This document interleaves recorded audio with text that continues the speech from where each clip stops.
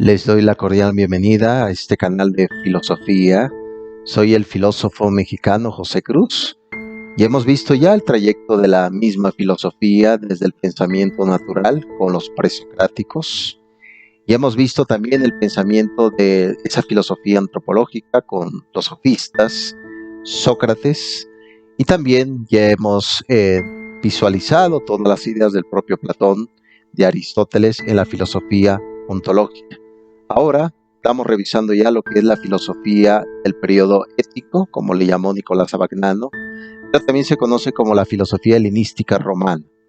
Aquí, anteriormente, hemos visto la filosofía de Epicuro con su ataraxia, es decir, ausencia de perturbación, tener deseos, tener esperanzas y algunos aspectos de la vida.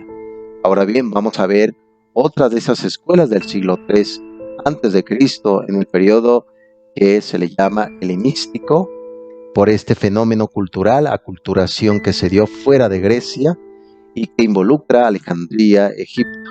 Pero también va a involucrar ya otra potencia que va a ir surgiendo, que se va a llamar el Imperio Romano. En esta época surge un pensador que funda toda una tradición y es precisamente el concepto que se dice soporta como estoico. Es decir, esta concepción de poder visualizar la vida, pero aún así aceptar todo aquello que son males o cosas también, se podría decir, reflexivas para la propia vida.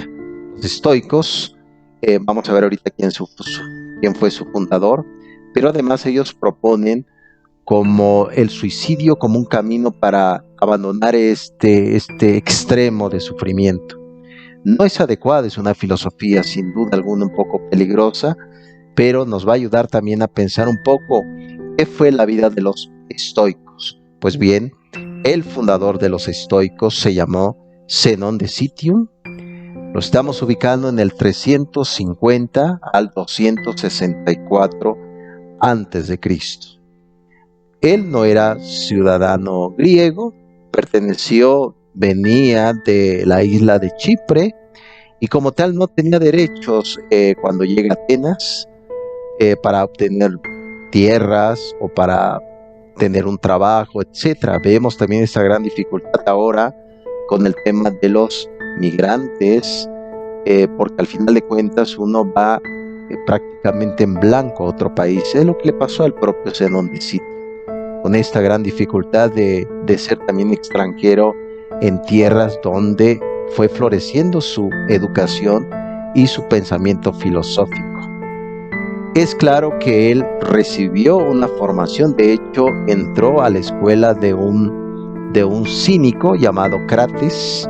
Crates perteneció a la escuela menores socráticas con los cínicos. Crates era una persona que en su momento tuvo mucho dinero, pero dejó todo, igual que junto con su esposa, abandonó toda la riqueza y se dedicó a esa vida un poco errante, viviendo con base a lo natural, nada de deseos con el aspecto material, un poco así se podría decir como un tinte monástico, y en su momento, en el futuro, cuando veamos ya a los franciscanos, una vida así de voto de pobreza, se puede decir.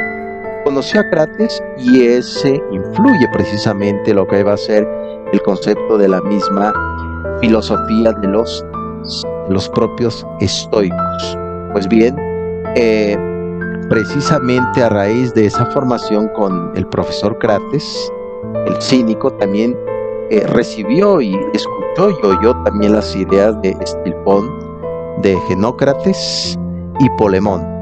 Todos estos autores, todos estos profesores influyen en la idea del propio Zenón, y eso va a ir precisamente ahondando y va a ir reflexionando en el punto de vista. Después de haber pasado sus 20 años de docencia, de ir enseñando un poco el concepto de la física, el concepto de la propia ética, de vivir con base al orden natural de la razón, rechazar un poco las pasiones, como él enseñaba fuera de una puerta y en Atenas, fueron llamados los estoicos. La palabra estoico viene del griego, que significa estoa, significa pórtico. los estudiantes que están fuera del pórtico. Por eso se llama estoicos. Una vez ya estableciéndose ese tiempo y en Atenas, tuvo la oportunidad de realizar su institución educativa por un proceso legislativo que vivió un proceso de tiempo. Tuvo ya el derecho de poder construir y empezó precisamente a realizar se podría decir, su vocación filosófica, enseñando todas aquellas doctrinas que tuvo que ver mucho, influye la filosofía de los propios cínicos, en Zenón, con los estoicos, pero también influye las ideas de Aristóteles con el correcto juicio de la palabra, que es la descripción de la lógica o llamada organón. Ese fue Zenón de Citium. Vivió una vida apartado de sus placeres, un poco aguantando esos sufrimientos de la vida, por eso se llama aguantas como un estoico. Después de la muerte del propio Zenón de Citium, viene nuevos directores de la institución educativa. Entre ellos tenemos a Cleates de Aso, que asume la dirección de la propia institución educativa, y a partir del 232 el propio Crisipo de Solas también se carga precisamente de llevar a cabo el funcionamiento del mismo estoicismo. Bien, ¿cuál es la doctrina de los estoicos? Que vamos a ir viendo algunos personajes representativos, como fue el emperador Marco Aurelio. Pues bien, para empezar, los propios estoicos hacían una pequeña metáfora, una analogía en qué es la propia filosofía. Los propios estoicos consideraban que la filosofía era como un pequeño huerto, donde la lógica era la cerca que protegía ese pequeño huerto, y la física era precisamente los árboles, y la ética eran los frutos. Por lo tanto, vemos que esos frutos le ponen realce y le ponen perspectiva al concepto de la ética. Pues bien, ese huerto pues es la propia filosofía, donde se cultivan muchos saberes. Ya en su momento, a partir ya del siglo XVIII, Voltaire va a llegar a decir en su libro Cándido o el optimismo, al final del libro va a decir: cultiva tu jardín. ¿Qué razón tenía de los propios estoicos esa perspectiva y ese pensamiento de considerar la filosofía como un proceso también de cultivar las ideas? Bien, recordando muy bien que en esta escuela de los estoicos retomaban el organón de Aristóteles, donde llevaban a cabo estas materias, que era gramática, retórica y dialéctica, que más adelante se va a ahondar, se va a describir lo que se va a llamar la propia escolástica de la Edad Media, que lo vamos a ver, donde se va a hablar del trivium y del quadrivium, los 7 artes liberales. Pues bien, esa gramática, retórica y dialéctica ya tuvo un inicio también en la escuela de los estoicos. Ellos consideraban que cuando una persona nacía, ya tenía un alma, pero esa alma no tenía información, tenía carencias educativas. Pues bien, ellos, al igual que Aristóteles, pensaban que el alma era una tabula rasa, una mente en blanco. Ahora sabemos ya en este siglo XXI que pues cualquier persona que llega a un aula de clase no llega en blanco, tiene conocimiento de algo distinto, puede ser a lo que se va a aprender, pero no es mente en blanco. Ellos consideraban ese punto. También hablaban en el tema de la física, no es como lo conocemos en este siglo XXI, sino la física en esa época era la filosofía natural. Conocía y decían que Logos, recordando que Heráclito, este filósofo presocrático, decía de Logos, pero el Logos, ¿qué es? Pues bien, ellos decían que Logos era una razón cósmica.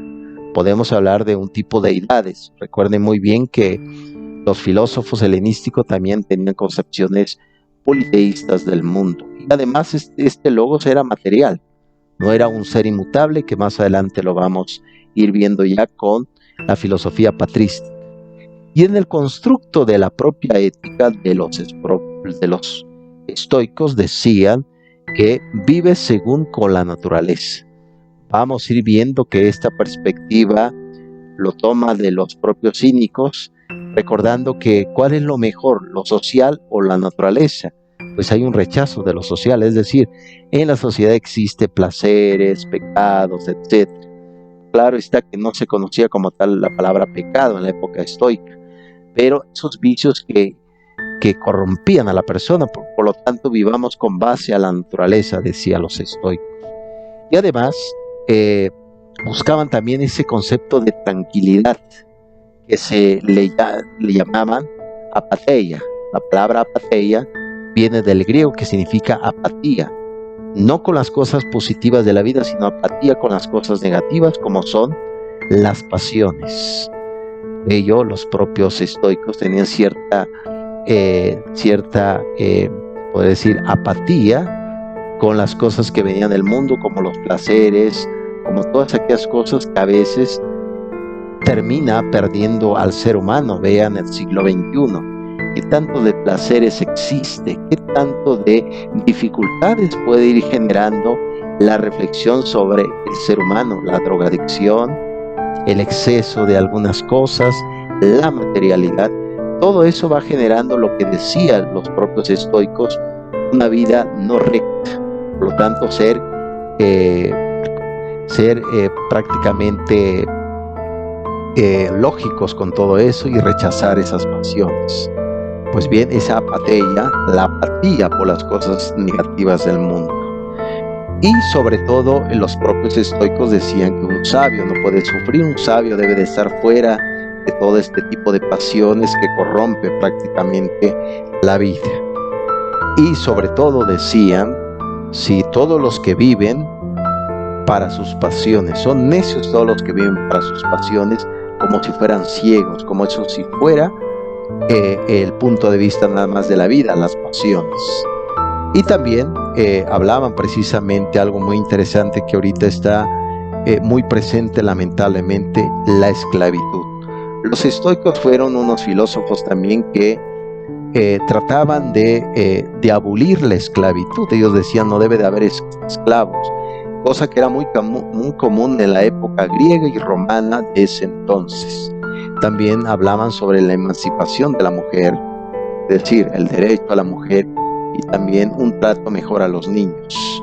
Yo creo que eso se le debe mucho.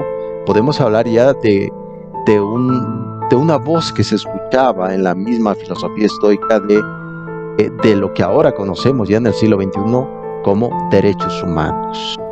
Pues bien, eso es parte de esa doctrina de los propios estoicos. También vemos ya un poco más allá de ese periodo lo que se le llama la Estoa Media. Vemos algunos pensadores como es Padecio de Rodas, estamos hablando del 180 al 109 antes de Cristo, donde él hablaba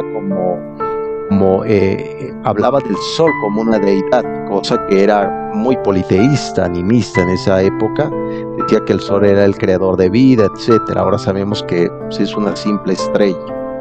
Y también tenemos a uno de esos famosos estoicos tardíos que se llamó Lucio Annio Séneca, hablando del 4 antes de Cristo y 65 después de Cristo. Algunos han dicho que Séneca le escribió cartas a San Pablo, cristiano católico.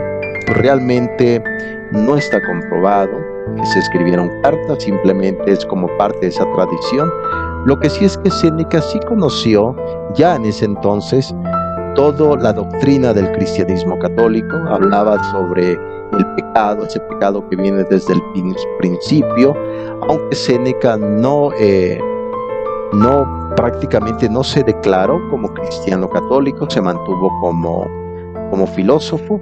Fue preceptor de este joven Nerón, pero Nerón por pensar que todo el mundo conspiraba en su contra, prácticamente le echó la culpa a su profesor Séneca, y Séneca, ¿qué hizo? Todo estoico, se quitó la vida. Eso fue pues una de las historias tristes del mundo del estoicismo. También tenemos otro llamado Epicteto.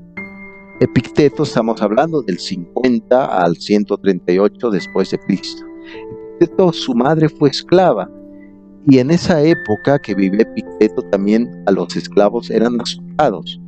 De hecho, al propio Epicteto lo golpearon tan fuerte que apenas podía caminar. Fue un gran filósofo y hablaba precisamente también de los derechos de un concepto natural. Y uno de esos también, de ese estoicos tardíos, vemos al emperador Marco Aurelio con esos soliloquios. Estamos hablando del 121, de 121 al 180 después de Cristo. Marco Aurelio fue un gran filósofo, pero también fue un filósofo, se puede decir, rey, emperador romano. Por tal motivo nos damos cuenta que también la filosofía tiene aspectos prácticos en la vida de las personas, porque no solamente es pensar especulativamente la vida sin involucrarse y sobre todo ir ahondando de qué va el aspecto de la vida. Pues bien, los estoicos nos dejan un aprendizaje. No siempre debemos de confiar tanto en las pasiones del mundo. De vez en cuando hay que aguantar el dolor, pero ese dolor también con lógica y también con un crecimiento espiritual y de aprendizaje. Porque no todo aprendizaje viene del dolor, también todo aprendizaje viene de la felicidad. Muy bien, fue un honor haber compartido estas reflexiones sobre los estoicos. Nos veremos más adelante con la escuela de los escépticos. Me despido y hasta pronto.